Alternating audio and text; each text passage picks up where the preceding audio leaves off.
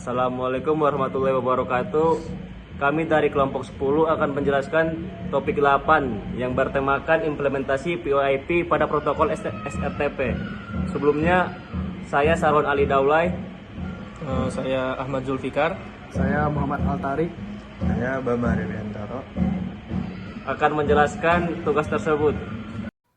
Mungkin langsung saja ke latar belakang. Jadi, VoIP atau Voice over Internet Protocol merupakan teknologi yang memungkinkan transmisi suara melalui jaringan internet.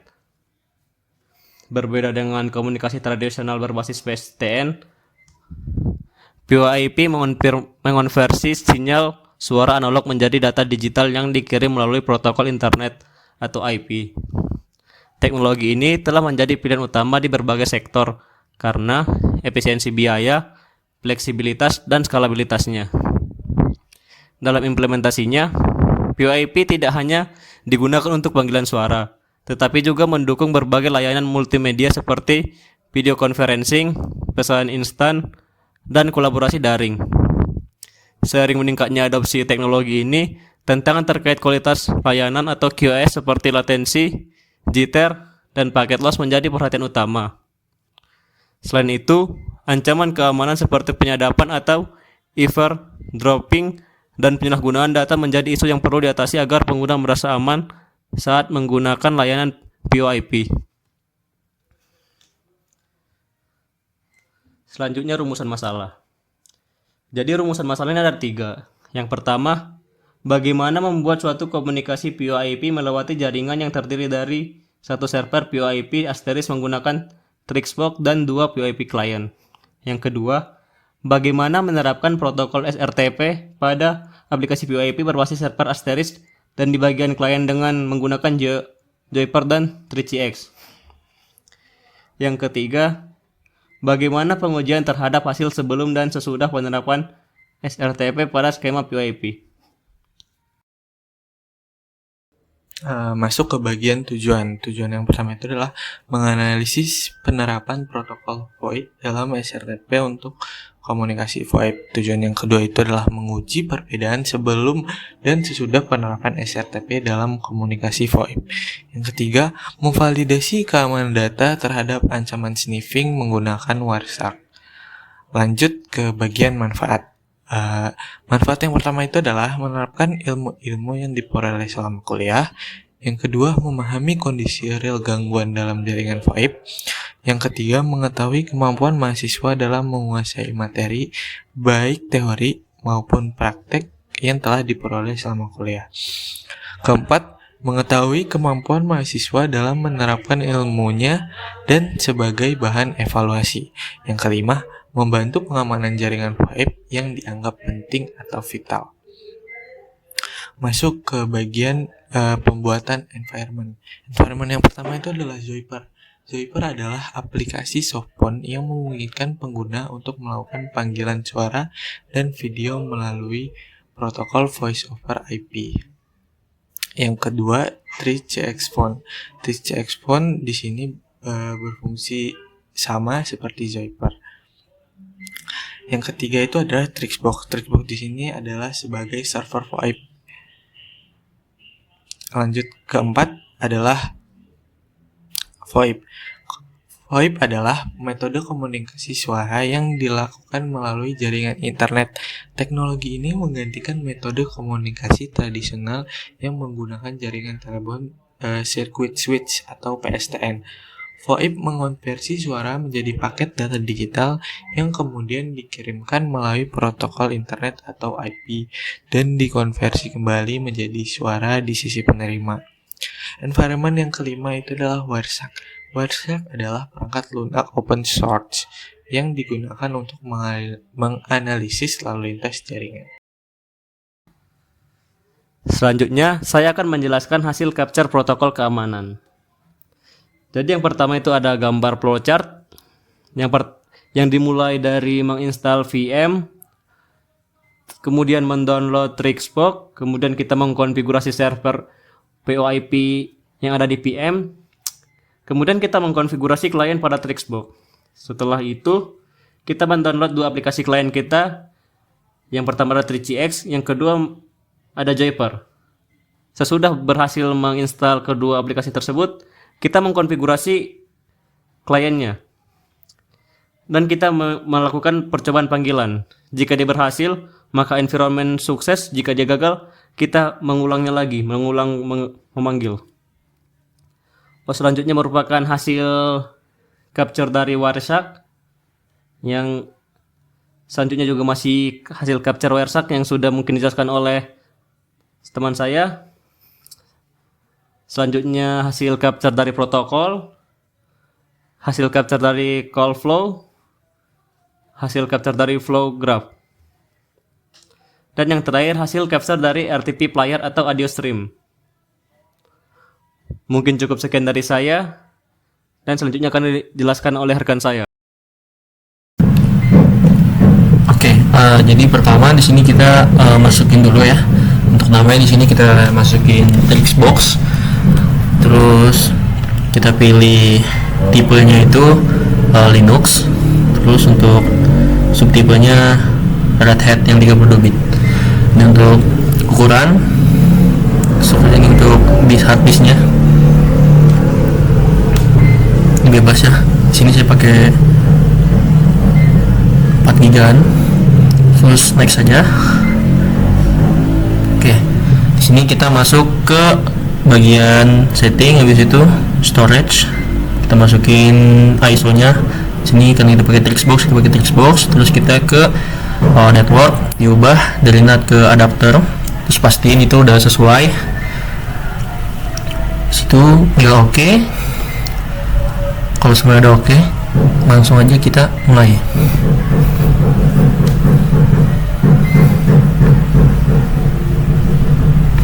Tunggu ya, kita tunggu prosesnya.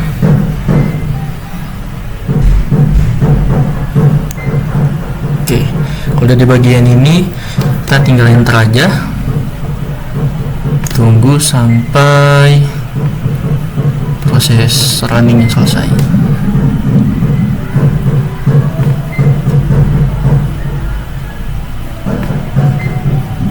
Oke, bagian ini kita pilih US. Kita lanjut, tunggu lagi. Nah, di sini kita cari untuk time zone-nya, cari yang Asia itu Jakarta. Kalau udah oke. Nah, ini kita masukin password ya. Sini passwordnya harus 6 digit bebas. Sini kita pakai 1 sampai 6. Udah tinggal oke. Tunggu prosesnya.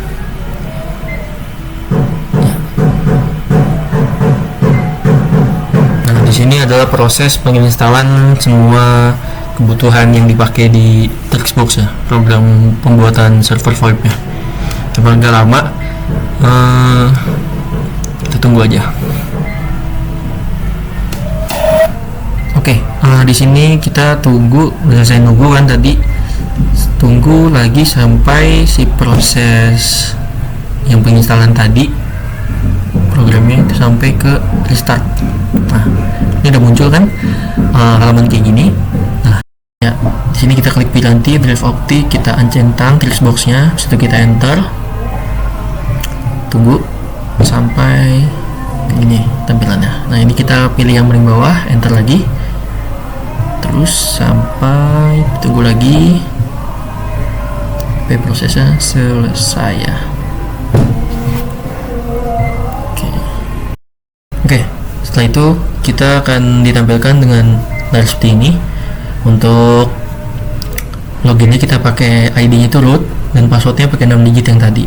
Lanjut kita masukin kode ke ini yang bawah. Itu kodenya itu system strip config strip network dan strip TUI. Ya, tampilan seperti ini kita langsung masuk ke mode edit device. Nah, di sini untuk IP use DHCP nya kita hilangin dengan cara klik spasi. Habis itu kita cek command prompt untuk cek IP laptop kita. Tuh. Dengan cara di sini ya kalian ketik ya command prompt di pencarian desktop kalian. Dan kalau muncul kayak gini, kita ketikin IP config. Setelah itu di enter. Ya, di sini udah kelihatan untuk IPv4 addressnya itu ada 192.168.1169. Nah, kita masukin di sini di static IP atau IP static ya. Bikin di situ. Oke, tadi sama 192.168.11. Nah, tadi kan 69. Saya di sini taruh 174. Sebenarnya bebas ya, mau ikut sama kayak IP laptop kalian atau gimana. Tapi di sini saya pakai 174. Selanjutnya untuk netmasknya itu tadi juga sama 255.255.255.0. Untuk default gateway-nya juga samain. Kalau default gateway harus disamain ya. 92.168.11.1. Sebentar. 1 ya, benar. Oke, kalau udah tinggal kita oke. Terus kita save and quit ya.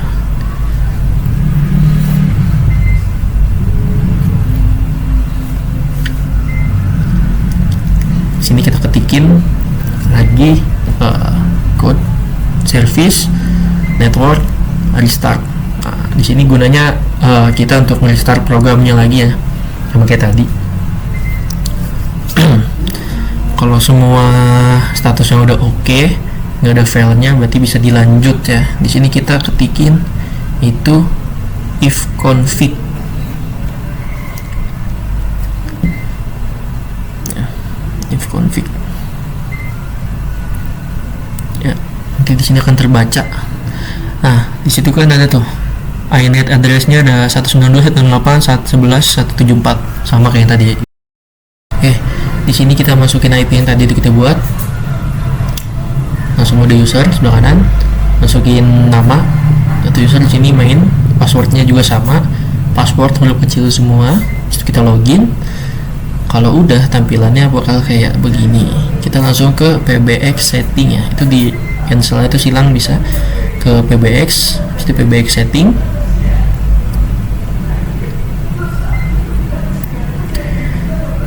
Setelah itu tampilan kayak gini, kita ke sebelah kiri yang basic itu ada extension, kita klik. Habis itu submit.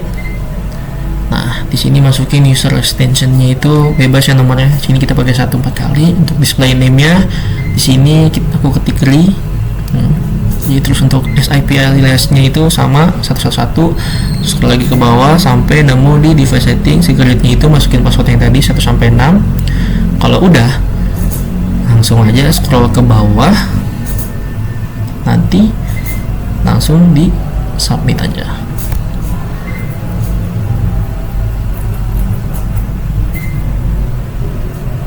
Oke, kalau udah di submit, tunggu itu di tulisan apply, kita apply dulu, continue with reload. Itu kan baru klien pertama, kita submit lagi untuk klien kedua. Extensionnya di sini bebas, ini saya pakai 2222. Display name-nya juga bebas. Di sini kita pakai V atau VYE. Si aliasnya itu samain kayak user extension 222. Masuk ke device setting, device option. Habis itu masukin ke secretnya itu password yang tadi sama 1 sampai 6. Itu submit, apply, continue with reload. Selesai. Oke, lanjut ke setting TreeCCX. Di sini kita edit ya, atau new kalau buat yang baru. Sini karena udah ada namanya, kita sesuaiin sama yang klien satu tadi, ri. Terus ini juga 11, extension 1, ID 11, password 16, IP-nya samain. Terus kalau udah tinggal oke. Ya, sampai si statusnya di sini on hook. Nah, kalau udah kayak gini berarti udah terkonfigurasi. Lanjut masuk ke konfigurasi Zoiper. Pastiin wifi-nya udah sama ya, sama kayak yang di laptop. Terus kita masuk ke Zoiper-nya. Di situ kita daftar ya, registrasi dulu. Nah, ini buat ID-nya itu ada di klien 22 dan IP-nya samain, password juga sama. Tunggu sampai hasil konfigurasinya phone si SIP UDP. Kalau udah tinggal finish. Ini tinggal oke aja. Sekalian kita allow ya, akses jangan ganggunya.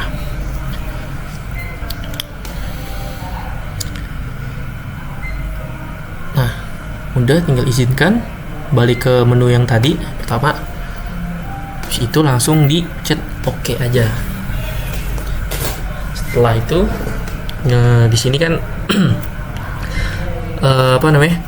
bisa terlihat juga ya untuk akunnya di sini sudah terregistrasi tuh, akun Osready. Langsung kita coba call aja nih si klien pertama itu.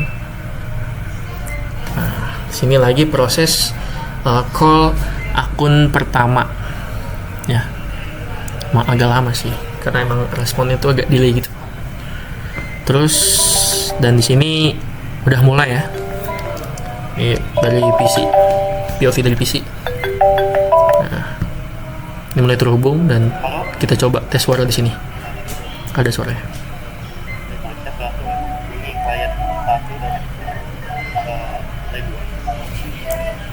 Oke, kasih. Nah, setelah melakukan pembuatan environment, di sini saya akan melakukan capture traffic protocol security-nya. Kebetulan di sini saya sudah mengcapture-nya dengan menggunakan Wireshark.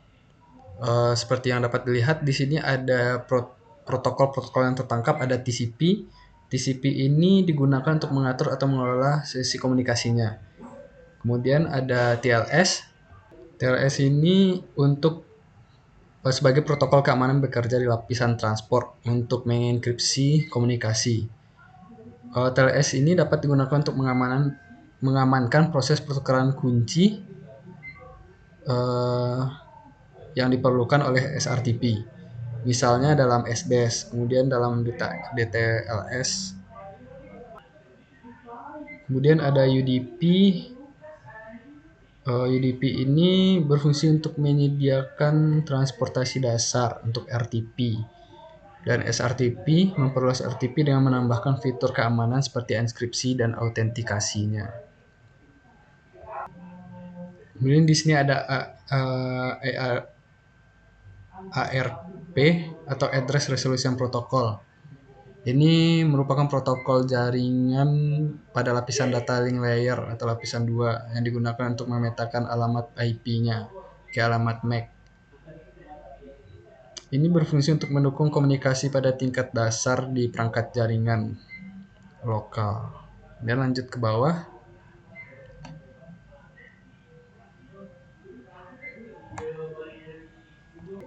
Ya, di sini ada SIP atau SDP. SIP ini biasanya berjalan di atas UDP. Ini untuk toleransi terhadap kehilangan paket biasanya dalam komunikasi real time seperti VoIP ini. Nah, TCP dan TLS ini merupakan sinyal kontrol seperti SIP. Biasanya dienkripsi dengan TLS untuk melindungi metadata panggilannya dan informasi pada negosiasi sesi. Kemudian ada SIP ini berjalan di atas TCP untuk memastikan kehandalan.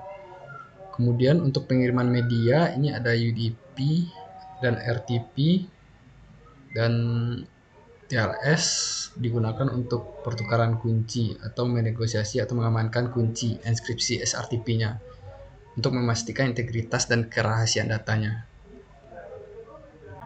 Nah, di sini dapat dilihat protokol selanjutnya ada RTP. Kenapa di sini tertangkapnya RTP bukan SRTP? Sebenarnya sama saja, karena pada Wireshark akan mengenali SRTP sebagai RTP karena header dasarnya sama. Pada dasarnya SRTP ini merupakan RTP dengan tambahan fitur keamanan, sehingga SRTP mempertahankan header RTP yang sama persis.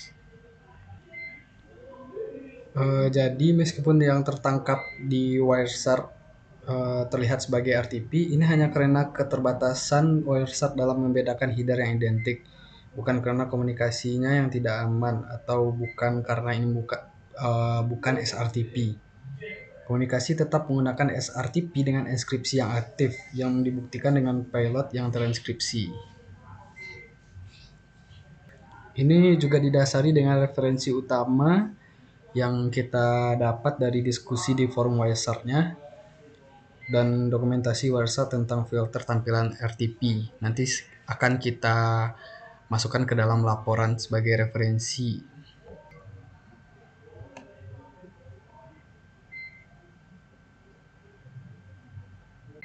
Nah, di sini kita akan melihat protokol hasil capture ini dari protokol hierarki.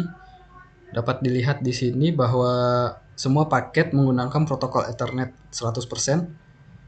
98%-nya paket ini menggunakan IPv4 sebagai protokol jaringan utamanya.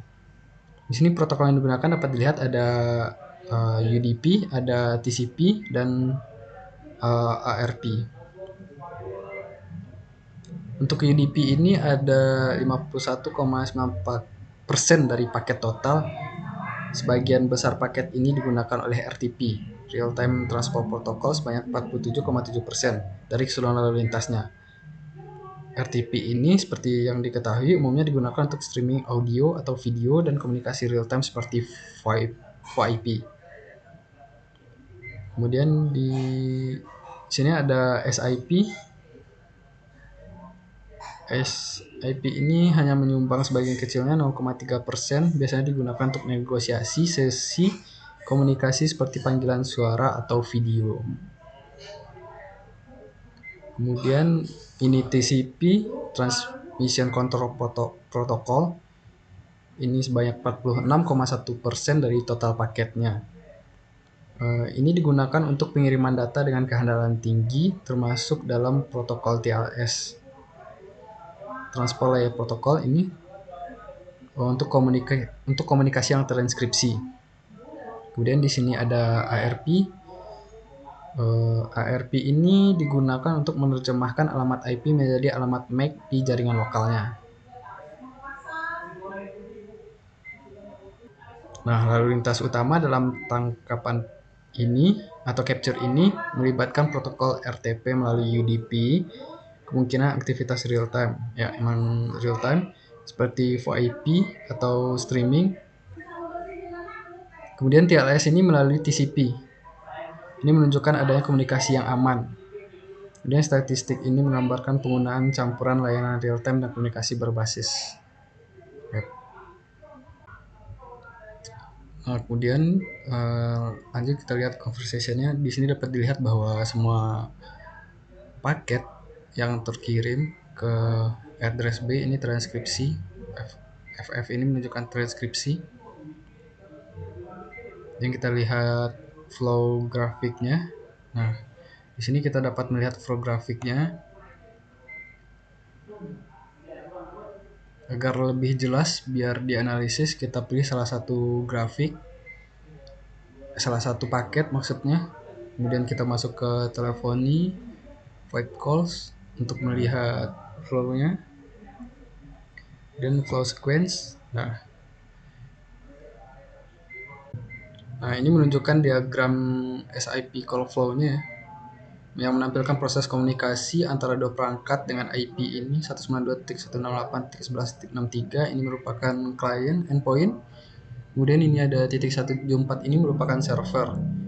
Di sini dapat dilihat bahwa perangkat .63 ini mengirimkan pesan invite pada port 5060, meminta untuk memulai sesi komunikasi dengan menggunakan kodek 3711 AGSM.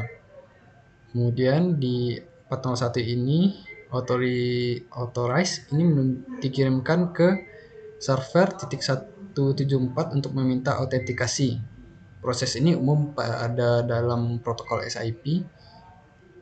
Kemudian perangkat .63 mengirimkan kembali ACK-nya dan invite dengan kredensial yang valid. Kemudian di sini terjadi proses negosiasi. Ini 100 trying, ini menandakan bahwa server telah menerima permintaan invite dan sedang memprosesnya. Kemudian ini 180 ringing, ini mengindikasikan bahwa perangkat penerima sedang berdering. Kemudian 180 ringing,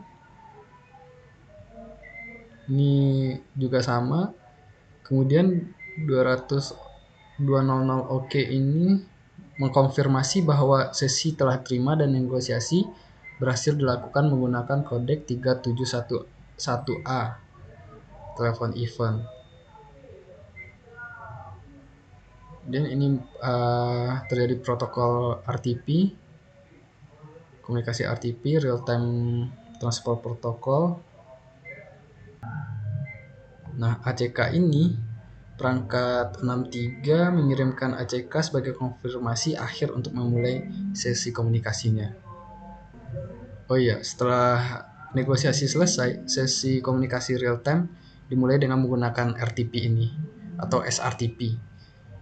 Kenapa nggak SRTP? Ya sudah dienskripsi sehingga websitenya juga biasanya juga membaca SRTP sebagai RTP. Kemudian dua sesi ini terlihat, ini berlangsung panggilan selama 13,16 detik. Nah, di sini juga terjadi panggilan real time sebanyak 12,65 detik. Ini dapat dilihat bahwa tidak ada indikasi kegagalan komunikasi dalam panggilan ini.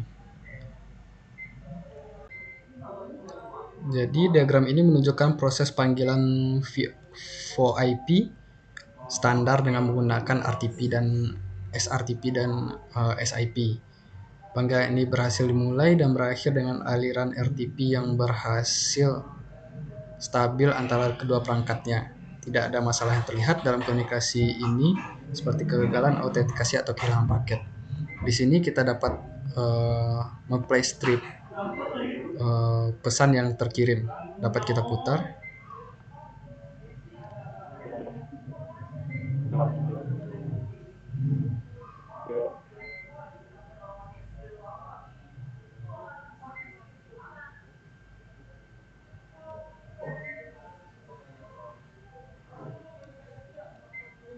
Mungkin sekian penjelasan dari capture traffic protocol security-nya, kemudian protokol yang tertangkap di hasil capture, dan aliran paket diagram beserta mekanisme protokol security-nya.